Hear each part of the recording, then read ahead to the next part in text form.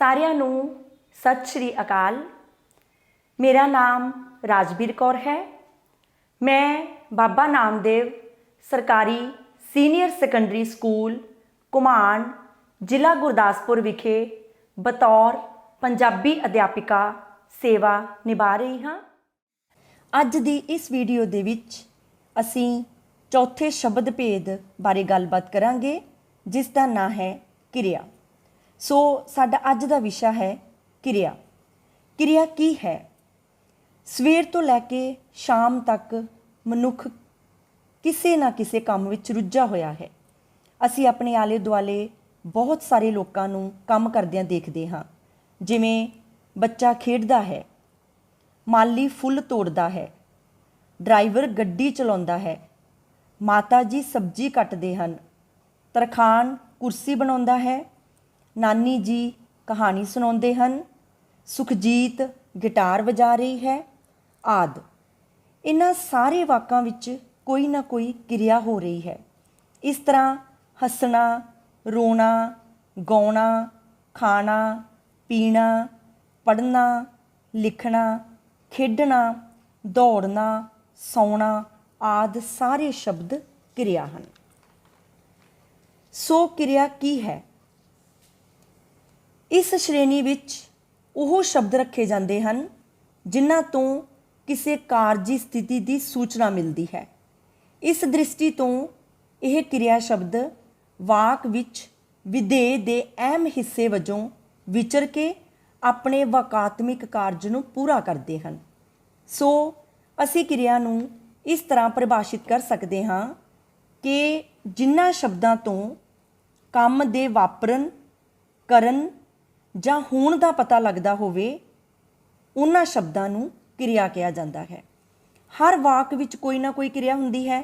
ਬਿਨਾਂ ਕਿਰਿਆ ਤੋਂ ਕਿਸੇ ਵਾਕ ਦੀ ਕਲਪਨਾ ਨਹੀਂ ਕੀਤੀ ਜਾ ਸਕਦੀ। ਪੰਜਾਬੀ ਭਾਸ਼ਾ ਦੀ ਵਾਕ ਬਣਤਰ ਵਿੱਚ ਆਮ ਤੌਰ 'ਤੇ ਕਿਰਿਆ ਵਾਕ ਦੇ ਅੰਤ ਵਿੱਚ ਵਿਚਰਦੀ ਹੈ, ਪਰ ਆਮ ਬੋਲਚਾਲ ਵਾਲੀ ਬੋਲੀ ਵਿੱਚ ਇਸ ਦੇ ਸਥਾਨ ਵਿੱਚ ਤਬਦੀਲੀ ਵੀ ਸੰਭਵ ਹੈ। ਪੰਜਾਬੀ ਭਾਸ਼ਾ ਦੀ ਵਾਕ ਬਣਤਰ ਹੈ ਕਰਤਾ, ਕਰਮ ਅਤੇ ਕਿਰਿਆ। ਜਿਵੇਂ ਵਾਕ ਹੈ, ਮਾਤਾ ਜੀ ਰੋਟੀ ਪਕਾਉਂਦੇ ਹਨ।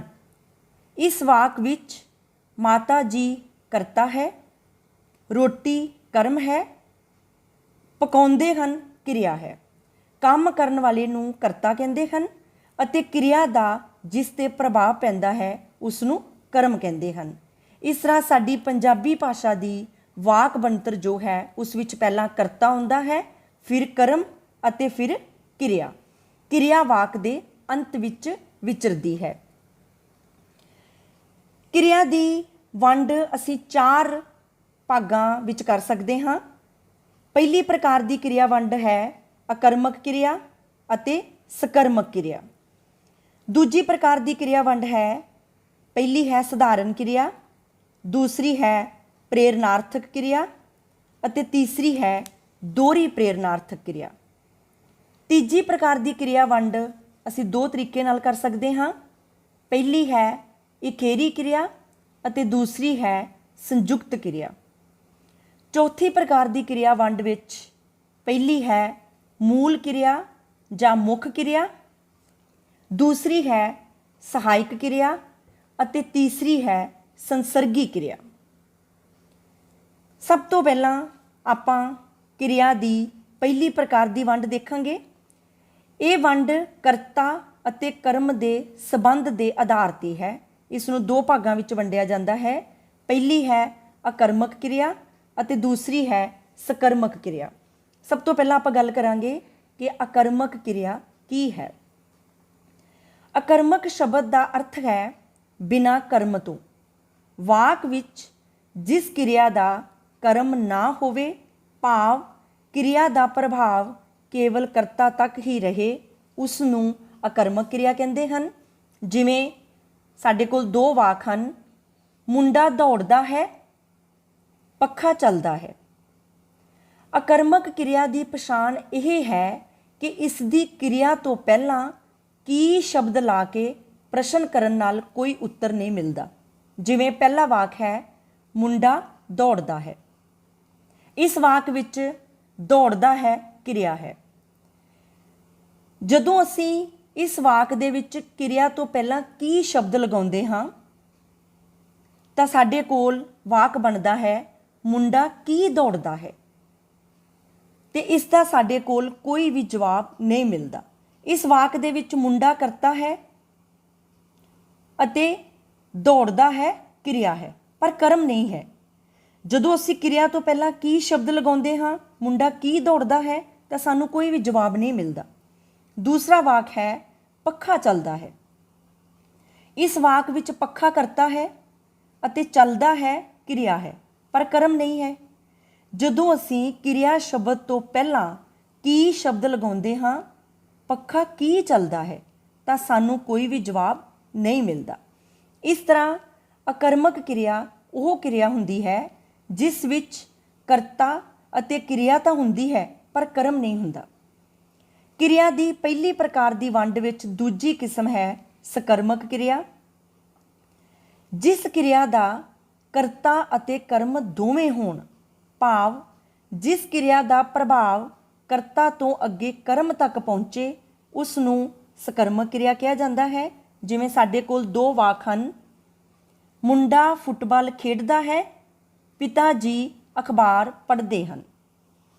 ਸਕਰਮਕ ਕਿਰਿਆ ਦੇ ਅੱਗੇ ਕੀ ਸ਼ਬਦ ਲਾ ਕੇ ਪ੍ਰਸ਼ਨ ਕੀਤਿਆਂ ਉੱਤਰ ਮਿਲ ਜਾਂਦਾ ਹੈ। ਕਿਵੇਂ? ਜਿਵੇਂ ਸਾਡੇ ਕੋਲ ਪਹਿਲਾ ਵਾਕ ਹੈ ਮੁੰਡਾ ਫੁੱਟਬਾਲ ਖੇਡਦਾ ਹੈ। ਜੇਕਰ ਅਸੀਂ ਕਿਰਿਆ ਤੋਂ ਪਹਿਲਾਂ ਕੀ ਸ਼ਬਦ ਲਗਾਉਂਦੇ ਹਾਂ ਮੁੰਡਾ ਕੀ ਖੇਡਦਾ ਹੈ ਤਾਂ ਸਾਨੂੰ ਉੱਤਰ ਮਿਲੇਗਾ ਫੁੱਟਬਾਲ। ਇਹ ਸਕਰਮਕ ਕਿਰਿਆ ਹੈ क्योंकि इस विच फुटबाल शब्द कर्म है। दूसरा वाक है पिता जी अखबार पढ़ते हैं। इस वाक की क्रिया तो पहला जेकर असी की शब्द की वरतों करते हाँ तो साडा वाक बनेगा पिता जी की पढ़ते हैं, तो उत्तर मिलेगा अखबार। अखबार शब्द कर्म है, यह सकर्मक क्रिया है। सो ਕਿਰਿਆ ਦੀ ਪਹਿਲੀ ਪ੍ਰਕਾਰ ਦੀ ਵੰਡ ਦੋ ਤਰ੍ਹਾਂ ਨਾਲ ਹੁੰਦੀ ਹੈ, ਅਕਰਮਕ ਕਿਰਿਆ ਅਤੇ ਸਕਰਮਕ ਕਿਰਿਆ।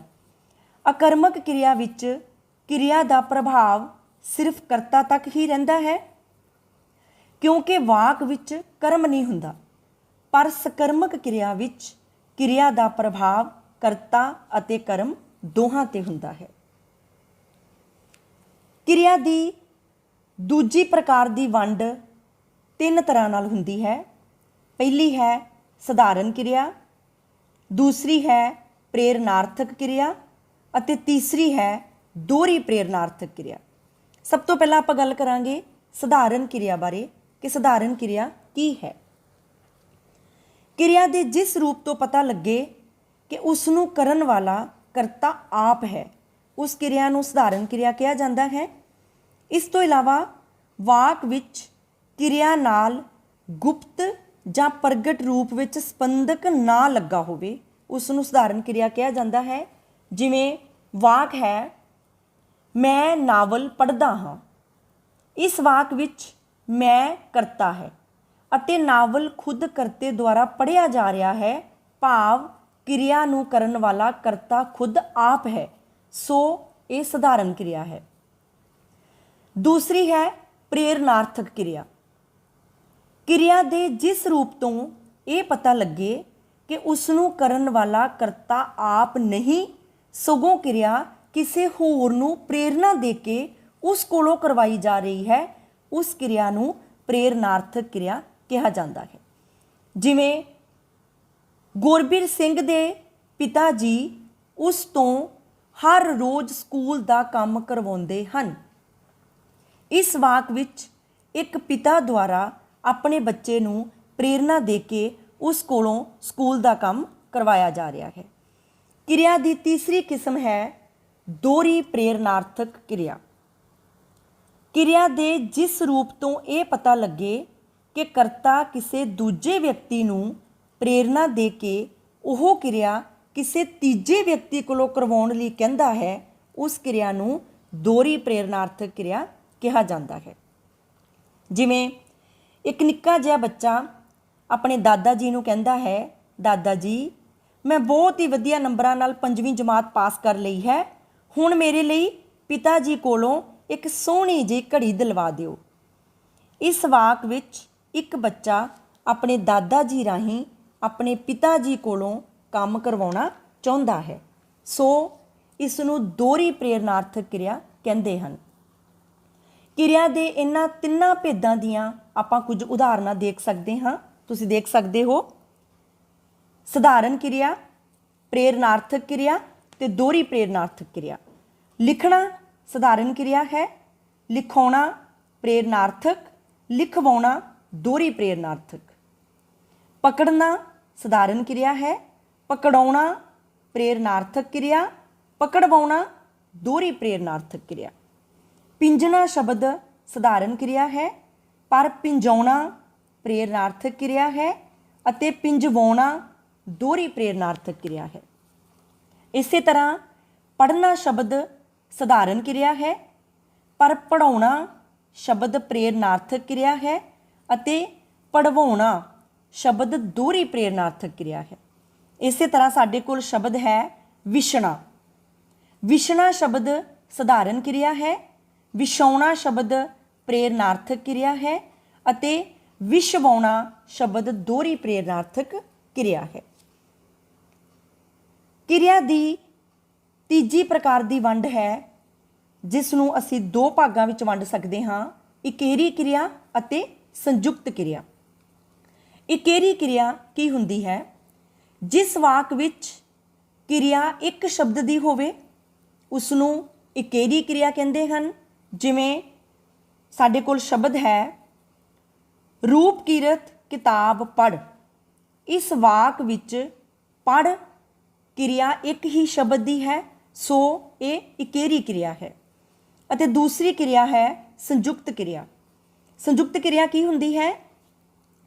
ਜਦੋਂ ਕਿਸੇ ਕਿਰਿਆ ਦਾ ਰੂਪ ਇੱਕ ਤੋਂ ਵਧੇਰੇ ਕਿਰਿਆ ਸ਼ਬਦਾਂ ਦੇ ਸੰਯੋਗ ਤੋਂ ਬਣੇ ਉਸ ਨੂੰ ਸੰਯੁਕਤ ਕਿਰਿਆ ਕਹਿੰਦੇ ਹਨ।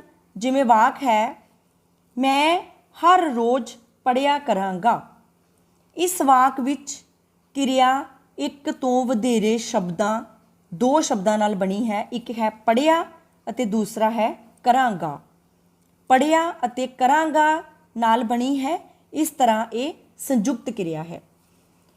ਕਿਰਿਆ ਦੀ ਚੌਥੀ ਪ੍ਰਕਾਰ ਦੀ ਵੰਡ ਹੈ ਮੂਲ ਕਿਰਿਆ ਜਾਂ ਮੁੱਖ ਕਿਰਿਆ, ਸਹਾਇਕ ਕਿਰਿਆ ਅਤੇ ਸੰਸਰਗੀ ਕਿਰਿਆ। ਸਭ ਤੋਂ ਪਹਿਲਾਂ ਹੈ ਮੂਲ ਕਿਰਿਆ ਜਾਂ ਮੁੱਖ ਕਿਰਿਆ। ਮੂਲ ਕਿਰਿਆ ਮੁੱਖ ਕਿਰਿਆ ਹੁੰਦੀ ਹੈ, ਜਿਵੇਂ ਪੜ੍ਹ, ਲਿਖ, ਖਾ। ਅਤੇ ਸਹਾਇਕ ਕਿਰਿਆ ਮੂਲ ਕਿਰਿਆ ਦੇ ਨਾਲ ਆਉਂਦੀ ਹੈ। ਸਹਾਇਕ ਕਿਰਿਆ ਜਿਵੇਂ ਹੈ, ਹਨ, ਹਾਂ, ਸੀ, ਸਨ ਆਦਿ ਸਹਾਇਕ ਕਿਰਿਆਵਾਂ ਹਨ। ਜਿਵੇਂ ਵਾਕ ਹੈ ਭੈਣ ਜੀ ਕੁਰਸੀ ਉੱਤੇ ਬੈਠੇ ਹਨ। ਇਸ ਵਾਕ ਵਿੱਚ ਬੈਠੇ ਸ਼ਬਦ ਮੂਲ ਕਿਰਿਆ ਹੈ ਅਤੇ ਹਨ ਸ਼ਬਦ ਸਹਾਇਕ ਕਿਰਿਆ ਹੈ। ਜਿਵੇਂ ਸਾਡੇ ਕੋਲ ਵਾਕ ਹੈ ਮਾਸਟਰ ਜੀ ਨੇ ਇਹ ਪਾਠ ਕੱਲ੍ਹ ਪੜ੍ਹਾਇਆ ਸੀ।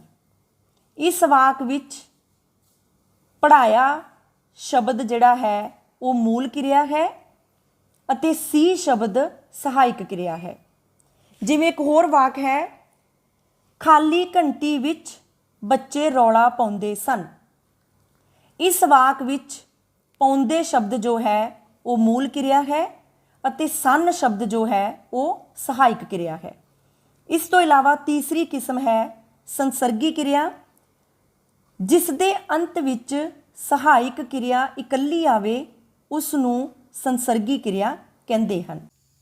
ਹੁਣ ਅਸੀਂ ਕਿਰਿਆ ਬਾਰੇ ਅਭਿਆਸ ਦੇ ਤੌਰ 'ਤੇ ਕੁਝ ਪ੍ਰਸ਼ਨ ਅਤੇ ਉਹਨਾਂ ਪ੍ਰਸ਼ਨਾਂ ਦੇ ਉੱਤਰ ਦੇਖਾਂਗੇ। ਪਹਿਲਾ ਪ੍ਰਸ਼ਨ ਹੈ ਕਿਰਿਆ ਕਿਸ ਨੂੰ ਆਖਦੇ ਹਨ? ਇਸ ਪ੍ਰਸ਼ਨ ਦਾ ਉੱਤਰ ਹੈ ਉਹ ਸ਼ਬਦ ਜਿਹੜਾ ਕਿਸੇ ਕੰਮ ਦਾ ਕਰਨਾ ਜਾਂ ਕੰਮ ਦਾ ਹੋਣਾ ਕਾਲ ਸਮੇਤ ਪ੍ਰਗਟ ਕਰੇ ਉਸ ਨੂੰ ਕਿਰਿਆ ਕਿਹਾ ਜਾਂਦਾ ਹੈ। ਦੂਸਰਾ ਪ੍ਰਸ਼ਨ ਹੈ ਕਰਤਾ ਤੋਂ ਕੀ ਭਾਵ ਹੈ? ਇਸ ਪ੍ਰਸ਼ਨ ਦਾ ਉੱਤਰ ਹੈ ਜੋ ਕੰਮ ਕਰਦਾ ਹੈ ਕਰਤਾ ਅਖਵਾਉਂਦਾ ਹੈ। ਤੀਸਰਾ ਪ੍ਰਸ਼ਨ ਹੈ, ਕਰਮ ਤੋਂ ਕੀ ਭਾਵ ਹੈ? ਇਸ ਪ੍ਰਸ਼ਨ ਦਾ ਉੱਤਰ ਹੈ, ਕਿਰਿਆ ਦਾ ਪ੍ਰਭਾਵ ਜਿਸ ਉੱਤੇ ਪੈਂਦਾ ਹੈ ਉਹ ਕਰਮ ਹੁੰਦਾ ਹੈ। ਅਗਲਾ ਪ੍ਰਸ਼ਨ ਹੈ, ਕਰਮ ਕਰਕੇ ਕਿਰਿਆ ਕਿੰਨੇ ਪ੍ਰਕਾਰ ਦੀ ਹੁੰਦੀ ਹੈ?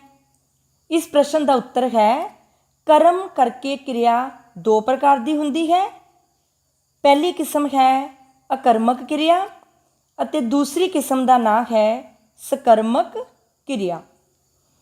ਅਗਲਾ ਪ੍ਰਸ਼ਨ ਹੈ, ਅਕਰਮਕ ਕਿਰਿਆ ਕਿਸ ਨੂੰ ਕਹਿੰਦੇ ਹਨ? ਇਸ ਪ੍ਰਸ਼ਨ ਦਾ ਉੱਤਰ ਹੈ, ਜਿਸ ਵਾਕ ਵਿੱਚ ਕੇਵਲ ਕਰਤਾ ਹੀ ਹੋਵੇ, ਕਰਮ ਨਾ ਹੋਵੇ, ਉਸ ਨੂੰ ਅਕਰਮਕ ਕਿਰਿਆ ਕਿਹਾ ਜਾਂਦਾ ਹੈ। ਅਗਲਾ ਪ੍ਰਸ਼ਨ ਹੈ, ਸੂਰਜ ਨਿਕਲ ਆਇਆ ਵਾਕ ਵਿੱਚ ਕਰਤਾ ਸ਼ਬਦ ਕਿਹੜਾ ਹੈ? ਇਸ ਵਾਕ ਦੇ ਵਿੱਚ ਕਰਤਾ ਸ਼ਬਦ ਸੂਰਜ ਹੈ। ਅਗਲਾ ਪ੍ਰਸ਼ਨ ਹੈ, ਸਕਰਮਕ ਕਿਰਿਆ ਕਿਸ ਨੂੰ ਕਹਿੰਦੇ ਹਨ? ਇਸ ਪ੍ਰਸ਼ਨ ਦਾ ਉੱਤਰ ਹੈ, ਜਿਹੜੇ ਵਾਕ ਵਿੱਚ ਕਿਰਿਆ ਦਾ ਕਰਤਾ ਤੇ ਕਰਮ ਦੋਵੇਂ ਹੋਣ, ਉਸ ਨੂੰ ਸਕਰਮਕ ਕਿਰਿਆ ਕਿਹਾ ਜਾਂਦਾ ਹੈ। ਅਗਲਾ ਪ੍ਰਸ਼ਨ ਹੈ, ਤੂੰ ਕਿਤਾਬ ਪੜ੍ਹ ਵਾਕ ਵਿੱਚੋਂ ਇਕੇਰੀ ਕਿਰਿਆ ਚੁਣੋ। ਇਸ ਵਾਕ ਦੇ ਵਿੱਚ ਇਕੇਰੀ ਕਿਰਿਆ ਹੈ ਪੜ੍ਹ। ਅਗਲਾ ਪ੍ਰਸ਼ਨ ਹੈ, ਇਕੇਰੀ ਕਿਰਿਆ ਕਿਸ ਨੂੰ ਕਹਿੰਦੇ ਹਨ? ਇਸ ਪ੍ਰਸ਼ਨ ਦਾ ਉੱਤਰ ਹੈ, ਜਿਸ ਵਾਕ ਵਿੱਚ ਕਿਰਿਆ ਇੱਕ ਸ਼ਬਦ ਦੀ ਹੋਵੇ, ਉਸ ਨੂੰ ਇਕੇਰੀ ਕਿਰਿਆ ਕਹਿੰਦੇ ਹਨ। ਅਗਲਾ ਪ੍ਰਸ਼ਨ ਹੈ, ਸਧਾਰਨ ਕਿਰਿਆ ਕਿਸ ਨੂੰ ਆਖਦੇ ਹਨ? ਇਸ ਪ੍ਰਸ਼ਨ ਦਾ ਉੱਤਰ ਹੈ, ਕਿਰਿਆ ਦੇ ਜਿਸ ਰੂਪ ਤੋਂ ਪਤਾ ਲੱਗੇ ਕਿ ਉਸ ਨੂੰ ਕਰਨ ਵਾਲਾ ਕਰਤਾ ਆਪ ਹੈ, ਉਸ ਕਿਰਿਆ ਨੂੰ ਸਧਾਰਨ ਕਿਰਿਆ ਕਿਹਾ ਜਾਂਦਾ ਹੈ। ਅਗਲਾ ਪ੍ਰਸ਼ਨ ਹੈ, ਪ੍ਰੇਰਨਾਰਥਕ ਕਿਰਿਆ ਕਿਸ ਨੂੰ ਆਖਦੇ ਹਨ? ਇਸ ਪ੍ਰਸ਼ਨ ਦਾ ਉੱਤਰ ਹੈ, ਕਿਰਿਆ ਦੇ ਜਿਸ ਰੂਪ ਤੋਂ ਇਹ ਪਤਾ ਲੱਗੇ ਕਿ ਉਸ ਨੂੰ ਕਰਨ ਵਾਲਾ ਕਰਤਾ ਆਪ ਨਹੀਂ, ਸਗੋਂ ਕਿਰਿਆ ਕਿਸੇ ਹੋਰ ਤੋਂ ਕਰਵਾਈ ਜਾਂਦੀ ਹੈ, ਉਸ ਕਿਰਿਆ ਨੂੰ ਪ੍ਰੇਰਨਾਰਥਕ ਕਿਰਿਆ ਕਿਹਾ ਜਾਂਦਾ ਹੈ। ਕਿਰਿਆ ਸ਼ਬਦਾਂ ਦੇ ਹੇਠਾਂ ਲਕੀਰ ਲਗਾਓ। ਇੱਥੇ ਕੁਝ ਵਾਕ ਲਿਖੇ ਹੋਏ ਹਨ। ਇਨ੍ਹਾਂ ਵਾਕਾਂ ਦੇ ਵਿੱਚੋਂ ਅਸੀਂ ਕਿਰਿਆ ਸ਼ਬਦਾਂ ਦੀ ਚੋਣ ਕਰਕੇ ਕਿਰਿਆ ਸ਼ਬਦਾਂ ਦੇ ਹੇਠਾਂ ਲਕੀਰ ਲਗਾਉਣੀ ਹੈ। ਜਿਵੇਂ ਪਹਿਲਾ ਵਾਕ ਹੈ, ਹਰਬੰਸ ਉੱਚੀ ਉੱਚੀ ਰੋ ਰਿਹਾ ਹੈ। ਦੂਸਰਾ ਵਾਕ ਹੈ, ਰੇਲ ਗੱਡੀ ਆਏਗੀ। ਤੀਸਰਾ ਵਾਕ ਹੈ, ਉਹ ਦਰਵਾਜ਼ਾ ਬੰਦ ਕਰ ਰਿਹਾ ਹੈ। ਚੌਥਾ ਵਾਕ ਹੈ, ਧੋਬੀ ਕੱਪੜੇ ਧੋ ਰਿਹਾ ਹੈ। ਪੰਜਵਾਂ ਵਾਕ ਹੈ, ਅਧਿਆਪਕਾ ਜੀ ਜਮਾਤ ਵਿੱਚ ਪੜ੍ਹਾਉਂਦੀ ਹੈ। ਛੇਵਾਂ ਵਾਕ ਹੈ, ਕੁੜੀ ਰੱਸੀ ਟੱਪਦੀ ਹੈ। ਸੱਤਵਾਂ ਵਾਕ ਹੈ, ਦਰਜੀ ਕੱਪੜੇ ਸਿਉਂ ਰਿਹਾ ਹੈ। ਹੁਣ ਅਸੀਂ ਇਨ੍ਹਾਂ ਦਿੱਤੇ ਹੋਏ ਵਾਕਾਂ ਦੇ ਵਿੱਚੋਂ ਕਿਰਿਆ ਸ਼ਬਦਾਂ ਦੀ ਚੋਣ ਕਰਾਂਗੇ ਅਤੇ ਕਿਰਿਆ ਸ਼ਬਦਾਂ ਦੇ ਹੇਠਾਂ ਲਕੀਰ ਲਗਾਵਾਂਗੇ। ਪਹਿਲੇ ਵਾਕ, ਹਰਬੰਸ ਉੱਚੀ ਉੱਚੀ ਰੋ ਰਿਹਾ ਹੈ। ਇਸ ਵਾਕ ਦੇ ਵਿੱਚ ਕਿਰਿਆ ਸ਼ਬਦ ਹਨ ਰੋ ਰਿਹਾ ਹੈ।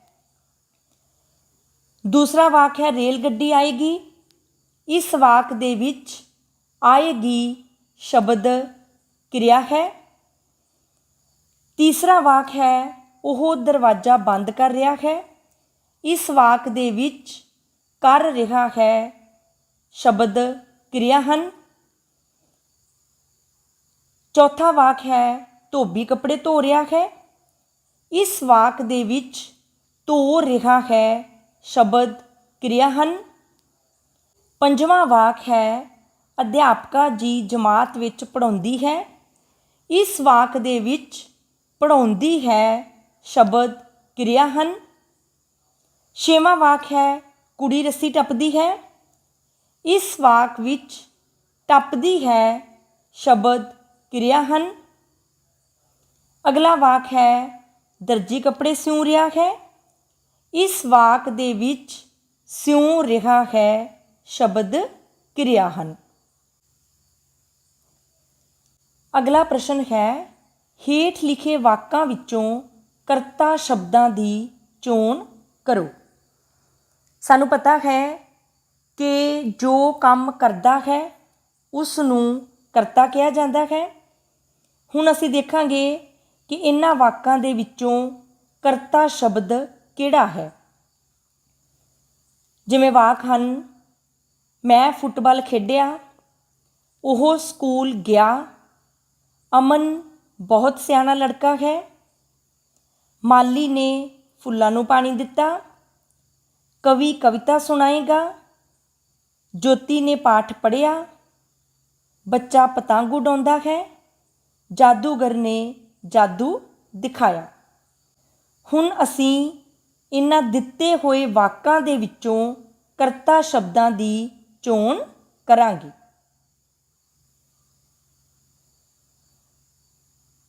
पहला वाक है मैं फुटबाल खेडिया। इस वाक दे विच मैं शब्द करता है।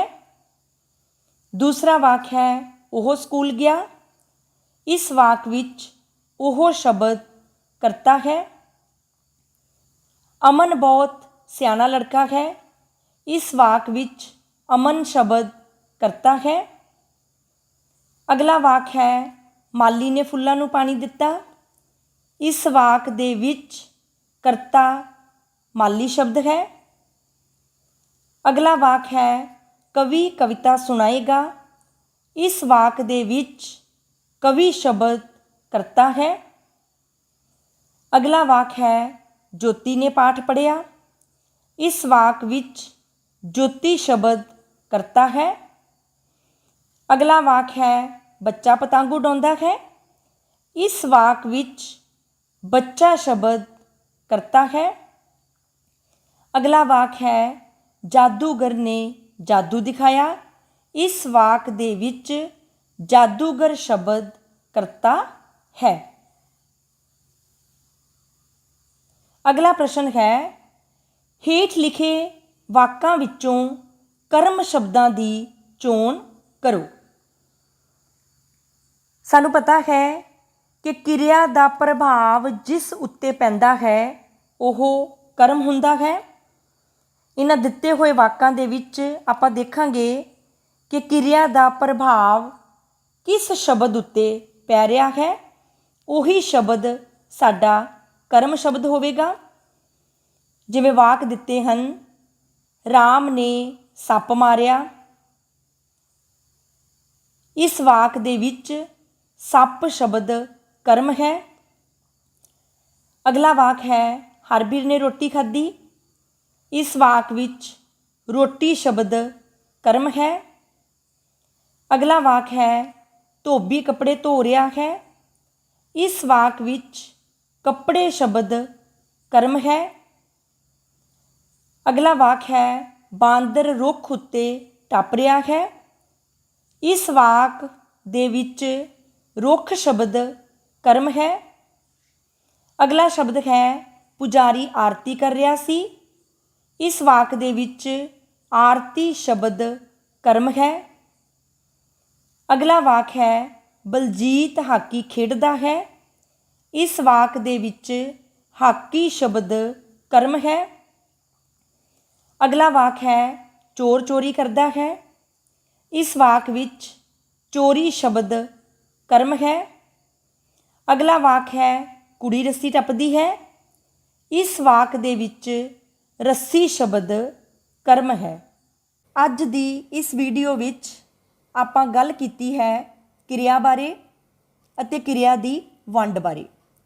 क्रिया दा अर्थ है जिन्हां शब्दां तो काम दे वापरन करन जां होण दा पता लगदा होवे उन्हां शब्दां नूं क्रिया कहंदे हन। क्रिया दी 4 मुख भागां विच वंड कीती जांदी है। पहली प्रकार दी वंड विच क्रिया 2 तरह दी हुंदी है। ਅਕਰਮਕ ਕਿਰਿਆ ਅਤੇ ਸਕਰਮਕ ਕਿਰਿਆ। ਦੂਸਰੀ ਪ੍ਰਕਾਰ ਦੀ ਵੰਡ ਹੈ ਸਧਾਰਨ ਕਿਰਿਆ, ਪ੍ਰੇਰਨਾਰਥਕ ਕਿਰਿਆ ਅਤੇ ਦੋਹਰੀ ਪ੍ਰੇਰਨਾਰਥਕ ਕਿਰਿਆ। ਤੀਸਰੀ ਪ੍ਰਕਾਰ ਦੀ ਕਿਰਿਆ ਵੰਡ ਹੈ ਇਕੇਰੀ ਕਿਰਿਆ ਅਤੇ ਸੰਯੁਕਤ ਕਿਰਿਆ। ਚੌਥੀ ਪ੍ਰਕਾਰ ਦੀ ਕਿਰਿਆ ਵੰਡ ਹੈ ਮੂਲ ਕਿਰਿਆ, ਸਹਾਇਕ ਕਿਰਿਆ ਅਤੇ ਸੰਸਰਗੀ ਕਿਰਿਆ। ਧੰਨਵਾਦ।